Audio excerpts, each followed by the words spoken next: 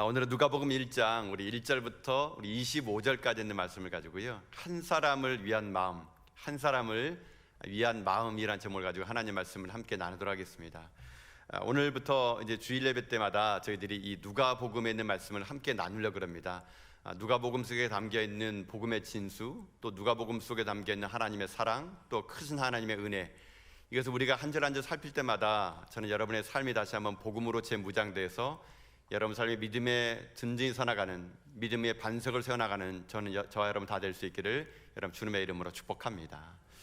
복음이라는 것은 기쁜 소식입니다. 복음이라는 것은 어떤 특정한 사람에게만 기쁜 소식이 아니라 온 인류에게 복된 소식, 그것이 굿뉴스, 복음이라는 것이죠. 복음은 이렇게 우리에게 복된 소식으로 우리에게 다가왔습니다. 복음은 바로 예수 그리스도 그분이시고, 그 예수 그리스도 그분은 우리에게 복음 그 자체였던 것이죠. 근데 복음은 하나인데 오늘 우리들이 삶 속에는요, 복음서는 4권이나 있습니다. 여러분, 복음은 하나인데 왜 복음서가 이렇게 4권씩이나 있을까요? 여러분, 먼저 복음서는 어떤 걸 복음서라고 그럽니까? 마태복음, 마가복음, 누가복음, 요한복음, 이 4가지 복음서를 사복음서라고 하게 됩니다. 복음은 하나인데 왜 이렇게 많은 복음서가 우리에게 필요할까라고 생각할 수 있지만, 그러나 이 복음서는요, 그 복음서마다 쓴 저자들이 그 당시의 삶의 상황에 맞게끔 글을 쓰다 보니까 이 4가지의 복음서가 우리에게 다가왔다는 것이죠. 물론 마태, 마가, 누가, 요한, 이 4분이 이 복음서 쓸 때 내가 쓴 이 서신이, 내가 쓴 이 글이 성경에 들어갈 것이라 생각하고 쓴 것은 아닙니다. 하나님의 감동에 힘입어서 성령의 역사 속에서 이 글을 써나갈 때는요, 그 글 속에서 그 시대의 상황 속에서 정말로 필요한 복음이 무엇인지를 재해석해서 그곳에 글을 담게 됐다는 것입니다. 마치 그것은 이럴 수 있는 것이죠. 어떤 노래 하나가 멜로디가 있는데 이 멜로디를 사부 혼성으로 이렇게 부르게 되면은 더 풍성하게 불러지는 것처럼 복음도 그렇다는 겁니다. 이 복음서가 하나이지만 각각의 삶의 상황 속에서 이 복음이 어떻게 그 시대 속에서 움직였는가를 보기 위해서 이 4권의 복음서가 우리에게 들어오게 되었다는 것이죠. 좀 더 구체적으로 살펴보게 되면요, 여러분, 이 복음서 중에 첫 번째 복음서가 마태복음인데, 마태는요 예수님의 제자입니다. 그리고 그 사람은 정통 유대인이거든요. 마태는요 어떤 목적으로 복음서를 썼냐면요, 자기 동족 유대인들을 위해서 글을 썼습니다.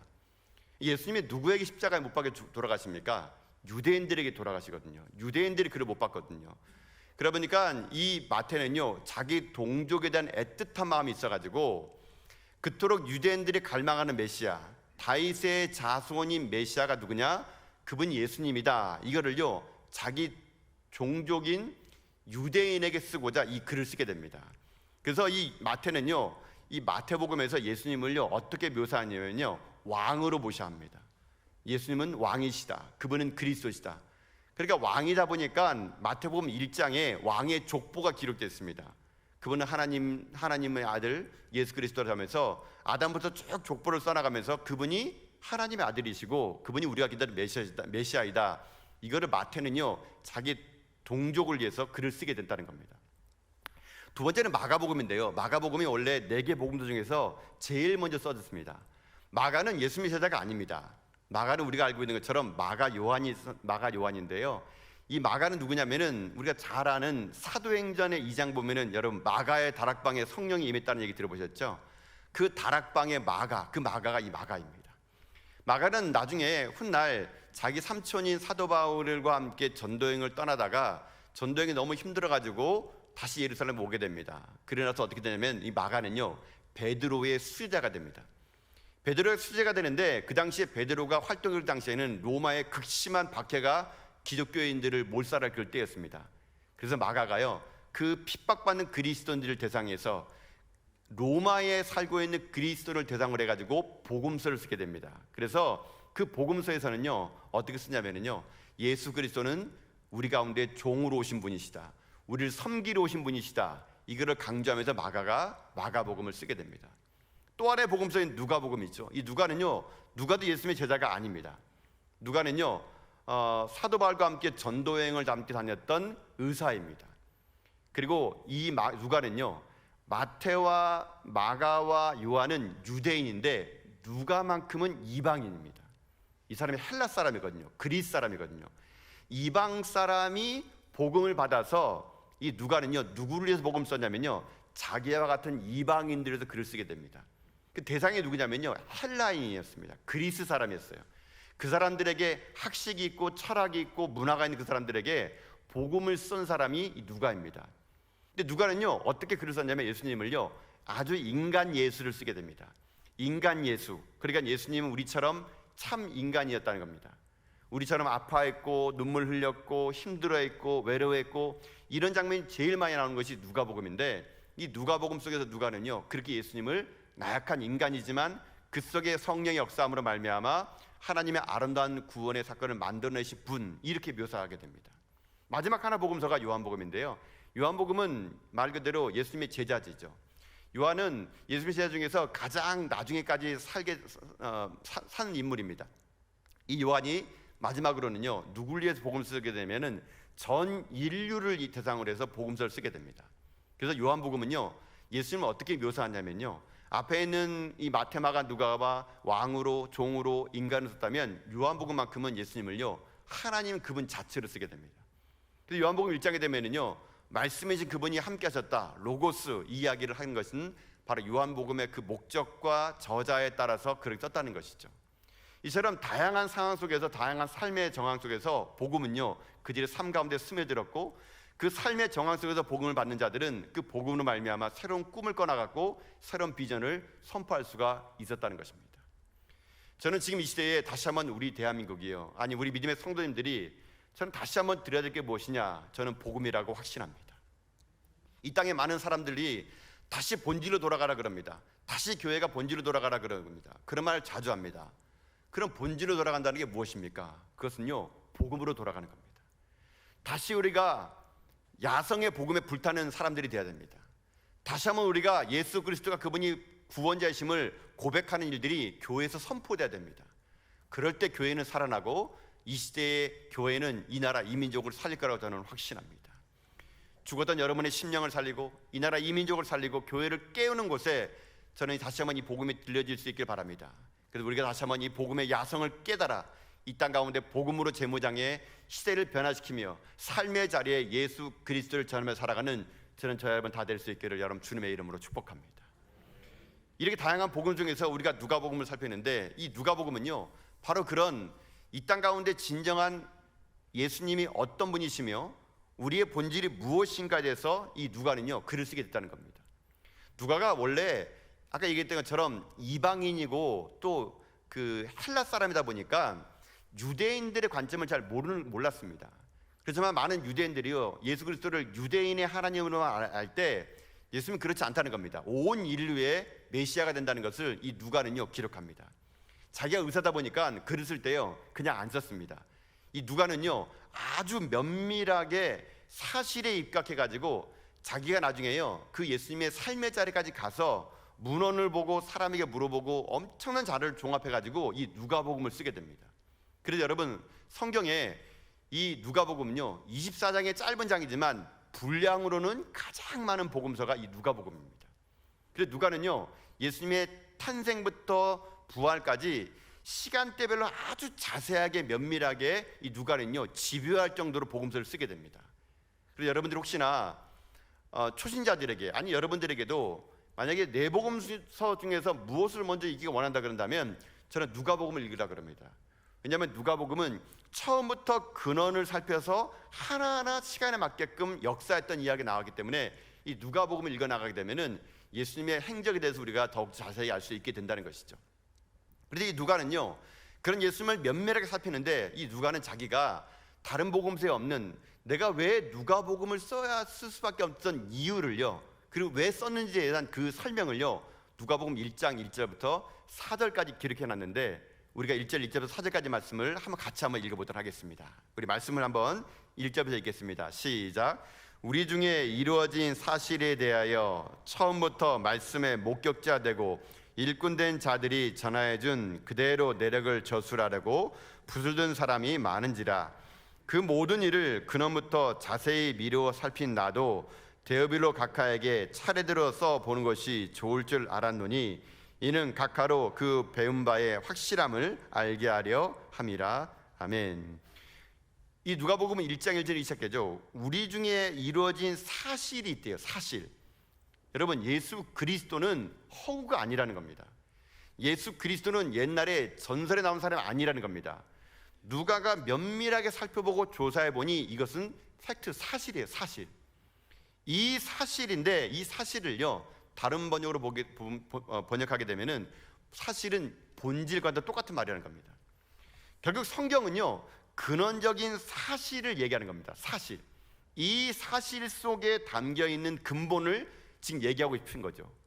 그래서 이 누가가 얘기하는 거죠. 이 사실에 대해서 2절에 보면은요, 처음부터 말씀의 목격자 되고, 그러니까 그 말씀이 예수님이 이 땅을 사시는 동안 그 말씀을 목격한 사람, 예수님을 목격한 사람들, 혹은 일꾼된 자들, 이 사람들은 사도입니다. 사도. 일꾼된 자들이 전하여준 그들의 저술로 글을 쓴 사람이 많다는 겁니다. 그래서 이 누가가 얘기하기를 내가 그 사람들의 글을 다 읽어봤다는 겁니다. 그 목격자를 다 만나봤다는 얘기입니다. 그래서 내가 그 일을 근원부터 자세하게 내가 살펴봤다는 겁니다. 그랬더니 누가의 주장이 뭔지 아십니까? 예수 그리스도, 그분은 하나님의 아들이 확실하다는 거였죠. 그래서 여러분, 이 누가는요, 이렇게 얘기하는 겁니다. 우리 가운데 근본을 아는 것, 그리고 본질을 아는 것이 중요하다는 것이죠. 여러분, 이것이 왜 우리에게 중요하냐면요, 이 본질과 근본을 놓치게 되면요, 무엇에 여러분 목숨 걸고 사는 줄 아십니까? 현실에 벌어지는 일들에만 목숨 걸고 사게 되는 겁니다. 여러분, 이 땅에 펼쳐지는 많은 사건들이 그냥 우리가 볼 때는 눈에 보이는 것이 전무자는데요, 그렇지 않다는 겁니다. 모든 사건 속에는요, 다 그 사건 내면에 하나님의 일하심과 하나님의 역사하심이 분명히 있다라는 겁니다. 그래서 여러분들, 눈에 보이는 현상을요 다라고 하지 마십시오. 왜 이 땅에, 이 대한민국에 코로나19가 생겼을까요? 왜 우리의 삶 가운데 이런 아픔이 찾아올까요? 왜 우리에게 오늘도 이렇게 눈물의 골짜기를 지날까요? 많은 사람들은 그냥 표면적인 것만 보게 되면요, 그냥 그 사건을 그냥 봅니다. 그러나 우리는요, 뭘 볼 줄 아는 사람인지 아십니까? 내면을 볼 줄 아는 사람입니다. 그 속에 담겨있는 하나님의 비밀, 그 속에 담겨있는 하나님의 신비를 깨달아 알아가는 사람들, 그런 사람이 그리스도인들이고, 누가는요, 그 내면의 비밀을 알고자 이 복음서를 집필하게 되었다는 것입니다. 저는 그래서 여러분의 삶 속에 벌어지는 현상을요, 그냥 현상으로 만족하는 것이 아니라 그 속에 담겨있는 하나님의 뜻을 여러분이 살피는 가운데 여러분들이요, 내면을 볼 줄 아는 그런 믿음의 종들 될 수 있기를 여러분 주님의 이름으로 축복합니다. 그래서 히브리에서 보면 그런 말이 있습니다. 히브리 11장 믿음장에 보면은 3절에 이게 있죠. 보이는 것은 나타난 것으로 말미암아 된 것이 아니니라 그럽니다. 그러니까 보이는 것, 눈에 보이는 게 진짜가 아니란 얘기예요. 그 배후에는 진짜가 있다는 겁니다. 그 진짜를 볼 수 있는 믿음의 눈이 우리에게 필요하고, 그 믿음의 눈을 누가복음은 우리에게 보여줄 수 있다는 얘기입니다. 그래서 우리가 이 누가복음을 읽을 때마다 그 속에 담겨있는 하나님의 비밀을 깨달게 되면은 우리의 삶이요, 재해석되게 되고, 재해석된 삶은요, 이 땅 가운데 벌어진 일들 속에서 자그마한 일에 울지 않고 큰 일에 또한 기뻐하지 않고 어느 상황 속에서든지 하나님의 그 은혜 속에서 살아갈 수 있는 믿음의 종들이 될 수 있다는 것입니다. 여러분, 아무쪼록 이 땅에 삶을 살아갈 때 이 본질에 대한 근본을 해결하는 가운데 여러분 삶이 하나님의 은혜 가운데 삶이 복음으로 재해석되어 나가는 그런 믿음의 종들 여러분 다 될 수 있기를 여러분 주님의 이름으로 축복합니다. 그래서 여러분, 영성이라는 게 뭡니까? 영성이라는 것은 바깥에 보는 걸 보는 건 영성이 아니겠죠. 영성이라는 것은 내면을 보는 겁니다. 본질을 보는 겁니다. 그 본질을 보여주는데 특별히 이 누가복음은요, 그런 본질을요 한 사람을 위해서 쓰게 됩니다. 여러분, 아까 본문에 읽어보면은 누구를 위해서 썼다고 나옵니까? 거기 3절 마지막에 보면 나오죠. 데오빌로 각하에게. 그러니까 이 누가는요, 지금 누구에게 글을 쓰냐면은 데오빌라라는 한 사람을 위해서 이 글을 쓰게 됐습니다. 누가도 처음에 이 글을 쓸 때 많은 사람들에게 이것이 복음으로 읽혀질 것을 생각하지 않았습니다. 데오빌로라는 한 사람에 의해서 글을 들게 됐는데, 이 데오빌로가 누구냐라는 겁니다. 이 데오빌로라는 이름의 뜻은요, 하나님의 사랑하는 자, 하나님을 사랑하는 자, 또는 하나님의 친구, 이게 데오빌로라는 뜻이라 그럽니다. 근데 역사적으로 사람들이 데오빌로가 누군지는 정확하게 얘기하고 있지는 않습니다. 그래서 제가 이제 이것 때문에 여러 가지 글을 읽어보니까 어떤 학자들은요, 하나님을 사랑하는 자라면 전 인류를 얘기하기 위해서 이 데오빌로라는 사람의 이름을 넣은 거 아니겠냐 이렇게 해석하게 되는데, 근데 그 말이 조금 약간 신빙성이 없는 게 뭐냐면은 이 데오빌로라는 말 뒤에 가카라는 말 들어갑니다. 가카. 이 가카라는 말은 뭐냐면요, 총독이란 뜻이에요. 총독. 그러니까는 데오빌로 가카라는 말은 뭐냐면 하나님의 사랑을 입은 자가 있는데 이 사람은 총독이다. 다시 말하면 로마의 관료라는 얘기예요.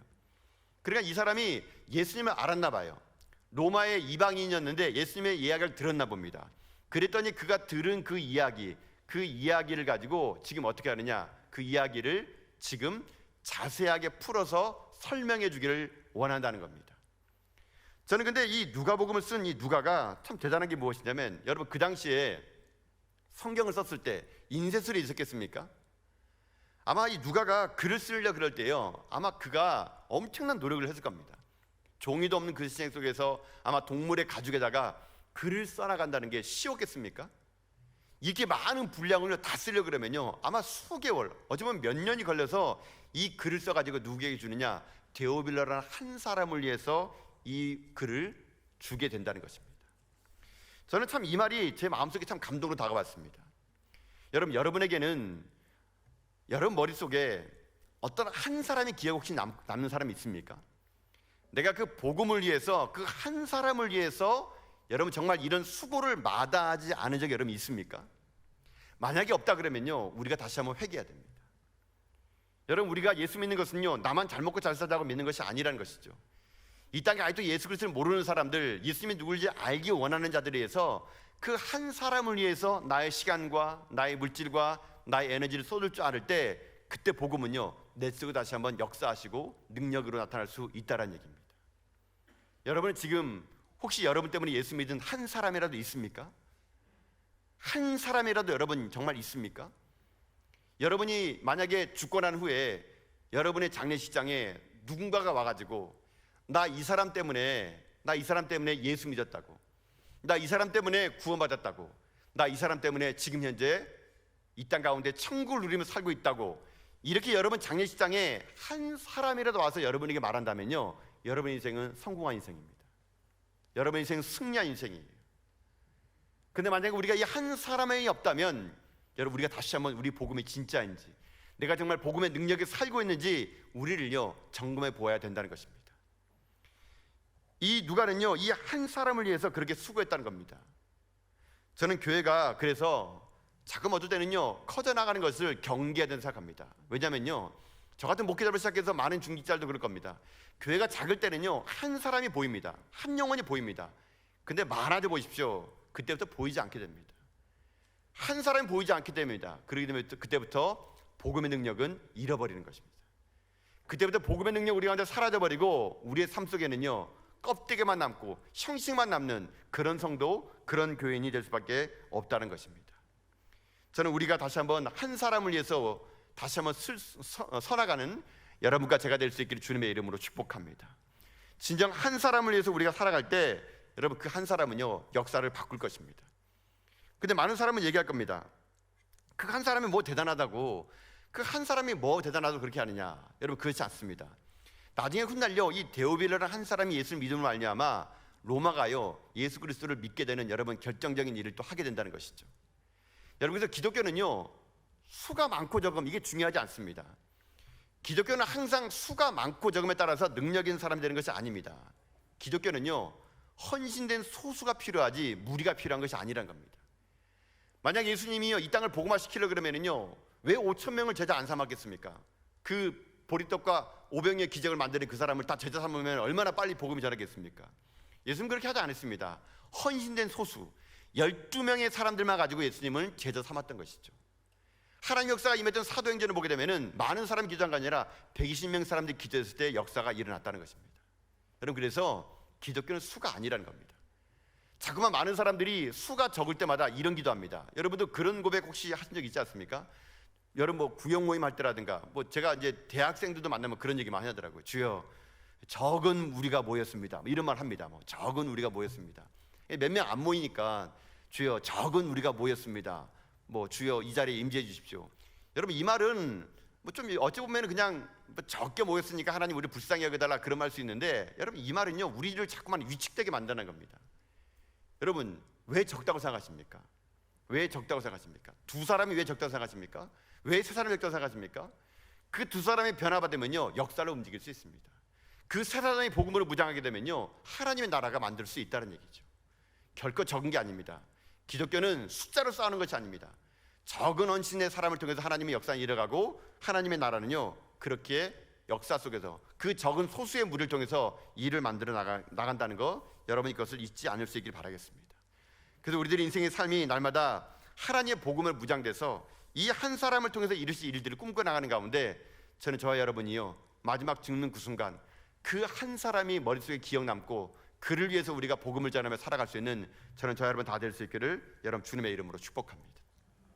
이 누가복음은 그렇게 한 사람을 위해서 기록을 하게 됩니다.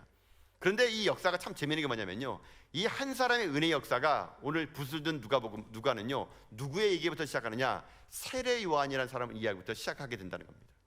이게 5절부터는 본격적으로 이 데오빌로 각하에게 이 내용을, 성경을 이게 기록하게 되는데요, 세례 요한을 얘기하기 전에 누구를 먼저 얘기하냐면 세례 요한의 부모님인 사가랴와 엘리사벳의 이야기로 누가복음은 시작되게 됩니다. 그래서 사가랴는 누구냐면요, 제사장이었습니다. 그러나 엘리사벳이던 그 아내가 어떤 일이 생기냐면요, 그들의 가정 속에는 아픔이 있었고 눈물이 있는 가정이었습니다. 그 어떤 아픔이었는가, 여러분 7절의 말씀 볼까요? 7절 말씀입니다. 우리 7절의 말씀을 같이 한번 읽겠습니다. 7절입니다. 시작. 엘리사벳이 잉태를 못함으로 그들에게 자식이 없고 두 사람의 나이가 많더라. 아멘. 여러분 보십시오. 지금 현재 이 누가복음의 시작은요, 절망으로부터 시작합니다. 아무것도 없는 것부터 시작합니다. 지금 이 엘리사벳이 어떤 상황입니까? 잉태를 못했습니다. 그리고 자식이 없습니다. 그리고 나이가 많습니다. 한마디로 말하면 이 세례 요한의 부모님은요, 어떤 인생이냐면요, 불가능한 인생입니다. 깨진 인생입니다. 많은 사람들의 이야기가 이들의 삶을 아이가 없다는 이유만으로 그 사람이 무슨 벌을 받은 건 아닌지 그렇게 수군덕거리는 그런 비참한 인생으로 이 누가복음은요, 시작을 하게 됩니다. 근데 여러분 그거 아십니까? 상황이 아무리 절망해 하더라도 복음이 들어가면, 은혜가 들어가면요, 역전의 드라마가 만들어낼 수 있다는 거. 은혜는요, 복음은요, 늘 언제나 이렇게 우리에게 다가옵니다. 우리의 삶이 오늘 이 엘리사벳처럼 잉태하지 못하고 자식이 없고 나이가 많은 절대절명의 위기와 상황 속에 있을지라도 하나님은요, 그 속에서 새로운 역사를 만들어 나가고 꿈을 펼쳐나가고 하나님의 일들을 만들어 나갈 수 있다는 것입니다. 그래서 사랑하는 성도 여러분, 전 여러분의 인생의 삶이 어떠한 불가능한 속에서도 하나님의 은혜가 임하는 가운데 가능성으로 바뀌는 이 은혜가 여러분 상황에 임할 수 있기를 주님의 이름으로 축복합니다. 하나님은요, 오늘도 그렇게 역사하신 분이십니다. 우리의 삶이 깨진 인생이라 하더라도, 버림받은 인생이라 하더라도 하나님이요, 그 모든 것들을 복음으로 함께 만들어내가죠, 그 속에 하나님의 역사와 은혜를 만들어내는 그런 하나님이라고 우리는 믿습니다. 이런 이 생명이 불가능한 현실 속에서 씨를 맺게 되는데, 그것을 어떻게 할 수 있냐면요, 사가랴가 나중에 이 절망적인 환경 속에서 자기가 순서가 돼가지고요, 하나님의 전에 가서 제사를 지내게 됩니다. 근데 그 당시에 제사장이 너무나 많다 보니까 아무나 들어갈 수 없었어요. 그래가지고 제사장의 그 순서가 되게 되면은 제비를 뽑은 사람만 그 성전에 들어가서 하나님을 섬길 수가 있었습니다. 그때 마침 사가랴가 자기가 이제 성전을 섬길 당번이 된 거예요. 근데 제비를 뽑았습니다. 자기가 당첨이 된 겁니다. 사가랴가 하나님 전에 가서 하나님의 제사를 섬기는데 그때 천사가 나타납니다. 그리고 사가랴에게 얘기하죠. 사가랴 얘기합니다. 너에게 기쁜 소식이 있다.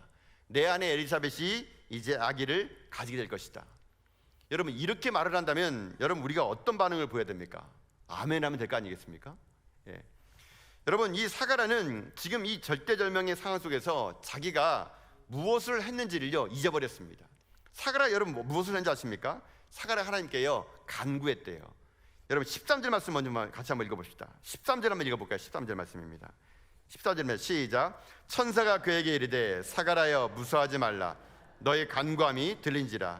내 아내 엘리사벳이 내게 아들을 낳아 주리니 그 이름을 요한이라 하라. 아멘. 여러분 이제 사가랴가 하나님 앞에 이런 은혜를 받은 것은 13절에 이렇게 얘기합니다. 너의 간구가 들렸다 그럽니다. 누구에게요? 하나님에게. 그 간구한 것이 들렸더니 어떻게 합니까? 그 절망 속에서 하나님이 그에게 은혜 역사를 베풀어 주셨다는 것입니다. 여러분 여기에서 우리에게 주시는 하나님의 메시지가 있습니다. 그게 무엇이냐면요, 우리 삶 가운데 여러분 이 엘리사벳처럼 사가랴 가장처럼 때로는 우리에게 절대절명의 위기가 있고 깨진 상황 속에 있을 때 여러분 우리가 할 일은 뭔지 아십니까? 간절히 주님께 부르짖는 겁니다. 이게 여러분 은혜의 통로가 될 수 있다는 얘기예요. 하나님은요 지금 이 사가랴의 간구를 들어서 누구의 태를 열어주십니까? 엘리사벳의 태를 열어줘가지고 이 땅 가운데 세례 요한을 출생하게 만들어 줬다는 얘기죠. 여러분, 그래서 우리들이 인생의 삶을 살아갈 때마다 하늘의 하나님께 간구하는 거 잊지 마십시오. 여러분 삶이 아무리 깨어진 인생이라 하더라도 하나님께서는요 들어주시는 분이라고 저는 믿습니다. 단지 그 기도가 우리 가운데 들려지지 않은 것은요 내 때에 내가 욕심을 부리기 때문에 그런 거예요. 많은 사람들이 기도하다가 지친 이유는요 내 때에 하나님이 그것을 이루어지지 않으면 하나님이 내 기도를 들어주지 않는 것처럼 느끼는데 그렇지 않다는 겁니다. 하나님은요 반드시 하나님의 때에 하나님의 방법으로 여러분한테 응답해 주실 분이라고 저는 믿습니다. 그래서 기도할 때 믿음을 가지고 기도하는 것이 얼마나 중요한지 모릅니다. 제 아이가 어렸을 때 그런 일이 있었습니다. 제 아이가 큰 아이가 생일이 5월 5일이에요. 어린날 태어났습니다. 제가 하나님께 기도했습니다. 하나님, 제가 가난한 신학생인데 제가 신학교 다닐 때 결혼을 했거든요. 가난한 신학생인데 우리 아이 생일과 그리고 어린날을 한 방에 해결할 수 있도록 도와주시옵소서. 케이크 하나를 할 수 있도록 도와주시옵소서. 그래서 제가 얘기했어요. 하나님, 우리 첫째 아이는 5월 5일 날 태게 해주시옵소서. 근데 진짜 5월 5일 태어나게 해요. 예. 근데 참고로 우리 둘째 아이는 또 5월 3일 날 태어납니다. 그래서 저희가 협의했습니다. 4일 날 한꺼번에 다 하는 걸로. 예. 그래서 협의했는데 우리 아이가 어렸을 때 아파트 단지에서 놀고 있었는데요. 이 아이가 이제 어리다 보니까 이 형들이 자전거를 타고 있는 걸 보는 거예요. 그러니까 저에게 와서 얘기합니다. 아빠, 나도 자전거 사줘 하는 거예요. 근데 얘가 자전거 탈 수 있는 나이가 아니에요. 그러니까 그래서 제가 얘기했습니다. 그래, 하늘아, 네가 크면 자전거 사줄게. 얘가 또 받아들이지 못하는 겁니다. 사달라고 하더라고요. 제가 얘기했습니다. 그래, 그러면 내가 내년 너 5월 5일 생일할 때 내가 자전거를 사도록 할게. 제가 약속을 했어요. 그러더니 우리 아이가 그 약속을 듣고 기뻐하더라고요. 저는 그 아이가 기뻐하는 모습 보면서 제 신앙을 한번 생각해 봤습니다. 지금 우리 아이에게는요 자전거가 지금 있진 않아요. 내일 일어나 자전거가 없어요. 우리 아이는 언제 자전거를 받습니까? 내년 5월 5일 돼야 자전거를 받는 거예요. 그러면 그때까지 이 아이가 한 일은 뭡니까? 아빠를 믿고 기다리는 거예요.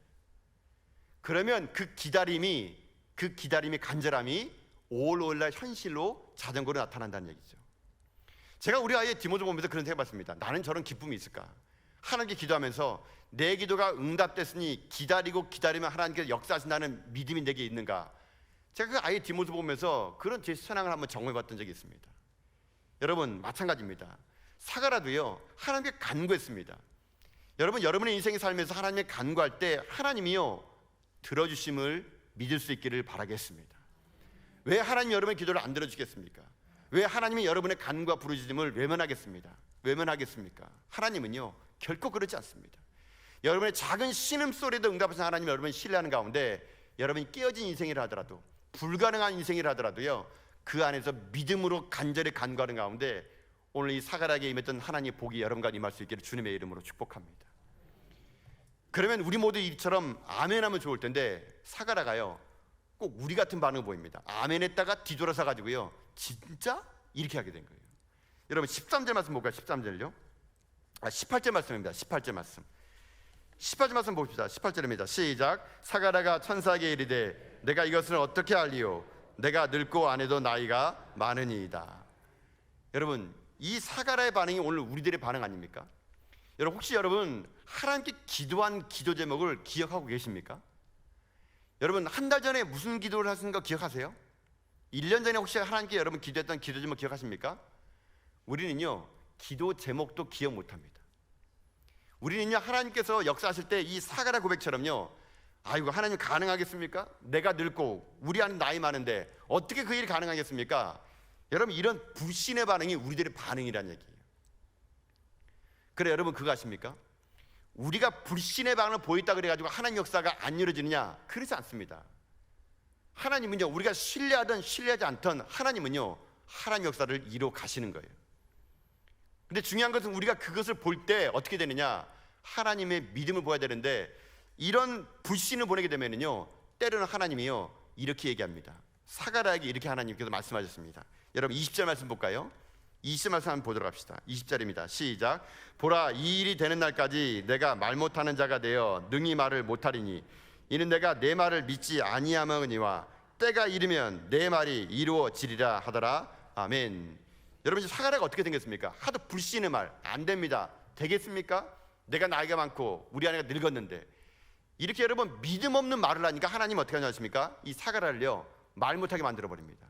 벙어리로 만들어 버려요. 말을 하지 못하는 말미암아 뭘 지키려는 겁니까? 믿음을 지키는 거예요. 믿음을요. 여러분, 많은 사람들이 그리스도인이 그래요. 내게 믿음을요 뭘로 허비해 버린지 아십니까? 입술로 허비해 버린다. 입술로. 부정의 입술로, 불신의 입술로. 가능하겠어? 그게 될 수 있겠어? 이렇게 우리 집이 망했는데, 내가 병들었는데 하나님을 볼 수 있겠어? 성전에서는 그렇게 믿습니다 하고 나서 현실의 삶에 가면은요, 현실이 우리에게요 입술의 고백을요 부정하게 만들어 버립니다. 여러분, 그래서 제일 좋은 거 뭔지 아십니까? 믿음이 없을 때는요 아무 말도 하지 마십시오. 그게 오히려 낫습니다. 하나님의 일하실 때까지 침묵하면서 그 하나님을 기대하는 거, 그게 믿음이에요. 이 사가랴는요 말을 못하게 됐습니다. 근데 이 천사가 하는 말은 내가 내 말을 믿지 않았기 때문이라고 얘기하면서 이렇게 얘기합니다. 때가 이르면 내 말이 진짜가 아닌가를 이루어 보이겠대요. 나중에 훗날 이 세례 요한이 탄생했을 때요, 그때야 비로소 사가랴가요 입을 뗍니다. 그리고요 이 사가랴가요 성전에서 들었던 요한이란 이름을요, 이 사가랴가 이 아이 이름을 요한으로 지으라고 말하게 됩니다. 여러분, 저는 오늘 이 본문의 메시지가 그걸 생각합니다. 우리들의 삶 속에 우리들의 삶에 처한 환경이 때로는 절망적이고 깨어지고 이 땅 가운데 삶의 소망이 없을지라도 간절하게 간구할 때 하나님의 은혜가 임하고, 그 하나님의 은혜가 임하는 인생은요 어떤 절망에서 소망을 노래할 수 있다는 겁니다. 그럴 때 우리의 삶은요 한 사람을 집중할 수 있게 되고, 그럴 때 우리의 인생의 삶은요 누군가를 위해서 우리도 누가처럼요 붓을 들고 전도할 수 있는 하나님의 사람이 될 수 있다는 얘기입니다. 여러분, 이란에 가게 되면은요 그 테헤란 왕궁이 있는데, 그 왕궁은요 세계에서 가장 아름다운 모자이크가 장식되어 있다 그러더라고요. 저는 안 가봐가지고 이 글을 보면서 한번 이 사진을 봤는데, 거기에 보니까 진짜 아름다운 모자이크가 있더라고요. 근데 그것이 어떻게 되는지 유래를 보니까 참 더 감동적이었습니다. 어떻게 되냐면요, 왕이요 건축가에게 이 테헤란 궁을 지으라고 명령을 했다 그럽니다. 그러면서 왕이 하는 말이 이 왕궁 모든 벽면에 거울을 붙이라고 그럽니다. 거울을. 그래가지고 들어가게 되면은 거울 때문에 크게 보이고 웅장하게 보이려고 거울을 붙이라 그랬다 그럽니다. 그러니까 이 건축가가 이란에서, 프랑스 파리에서 거울을 공수해 왔다 그럽니다. 공수해 오게 되는데, 거기에서 거울을 잘 포장해서 이란까지 오는 중간에 나중에 와봤더니 거울이 다 깨져 있는 거예요. 그러니까 이 건축가가 이제는 죽을 목숨 아닙니까? 왕의 명령인데. 그리고 이 건축가가 이 깨진 유리 조각을 가지고, 거울을 가지고 왕에게 실토합니다. 왕이시여, 이 깨진 거울밖에 없습니다. 그러니까 왕이 어떻게 하냐면, 호통칠 줄 알았더니만은 왕이 이거 깨진 거울을 가져래요. 자그마한 유리 조각을 갖고 오래요. 그러면서 건축가가 하는 말이 이 깨어진 유리 조각을요 다 붙이라 그랬다 그럽니다. 그러니까 이 건축가가 그 말 따라서 다 붙였대요. 하나하나 다 붙였다 그럽니다. 그런데 나중에 어떻게 되느냐, 이 깨진 거울이 다이아몬드처럼 보석처럼 빛나가지고요 오히려 거울을 달았을 때보다 더 아름답게 이 궁이요 아름답게 찬란하게 그곳에 세워지게 됐다 그럽니다. 그래서 많은 관광객들이 이란 테헤란 궁에 가서 그 깨진 거울로 만든 모자이크를요 그걸 보고 돌아오는 그런 재미가 거기 있다 그러더라고요. 저는 근데 그 이야기를 들으면서 이런 생각해봤습니다. 깨진 거울로 아름다운 보석을 만들었다면 여러분, 우리의 인생도 그렇다고 저는 그렇다고 믿습니다. 여러분, 우리의 인생의 삶이 때로는요 깨진 거울 같지 않습니까? 내 삶에 깨진 것들이 너무나 많이 있지 않습니까? 상처가 있고 아픔이 있고 눈물이 있고, 다 인생에 깨진 거울이 너무 많은 거예요. 제가 지금 코로나 때문에 목회를 한번 보게 되면은 우리 인생들, 우리 성도님들의 인생이요 다 깨진 거울 같아요. 온전한 거울이 하나도 없습니다. 다 깨져가지고 힘들어하고 죽어가고 있는 것 같더라고요. 그때 제가 이걸 보면서 느꼈습니다. 하나님, 우리는 깨졌습니다. 산산조각 났습니다. 그러나 하나님은 우리의 깨진 조각을 모아가지고 우리들의 인생을 반짝이는 별들로 만들어 주시옵소서. 우리들의 인생의 삶이 하나님 가망성이 없고, 우리가 실수가 많고 결점이 많고 우리가 상처가 많을지라도 이 모든 것들이 하나님의 손에 의해서 다시 한번 아름답게 빛나는 보석으로 우리를 만들어가 주시옵소서. 사랑하는 성도 여러분, 하나님은 여러분을 그렇게 만들어갈 줄 믿습니다. 여러분 삶에 깨지는 환경과 아픔이 여러분 더 이상 그것이 아픔이 아니라요, 하나님은 여러분의 인생 가운데 찬란한 모자이크로 여러분의 삶을요 왕궁처럼 빛나는 인생으로 만들어 주실 것입니다. 그것이 어떻게 가능합니까? 은혜가 부어질 때. 그것이 어떻게 가능합니까? 성령 우리 역사할 때. 그것이 어떻게 가능합니까? 하나님의 복음이 우리에게 임할 때. 우리는 깨진 인생이라 하더라도 찬란하게 빛나는 모자이크에 빛나는 보석으로 우리 삶이 마감될 거라고 저는 확신합니다. 사랑하는 성도 여러분, 그 깨진 거울 이제 주님에게 내어놓으십시오. 깨어진 상처, 오늘 눈물들 다 주님 앞에 기도하며 나가십시오. 하나님은 능히 여러분의 그 깨진 것들을 다 모아서 찬란하고 아름다운 보석으로 만들어가 여러분의 삶의 누군가로부터 찬란한 영광 가운데 들어가는데 여러분을 사용할 거라고 저는 믿습니다. 아버지, 여러분 인생의 삶이 주님 오시는 그날까지 다시 한번 복음의 진수를 맛보고 은혜가 무엇인지 깨달아가는 가운데 여러분 삶에 아무래도 하나님 은혜 가운데 새로운 꿈을 꺼나갈 수 있는, 한 사람을 위하여 여러분의 삶을 헌신하며 나갈 수 있는 복음의 진수를 누리는 여러분 다 될 수 있기를 여러분 주님의 이름으로 축복합니다.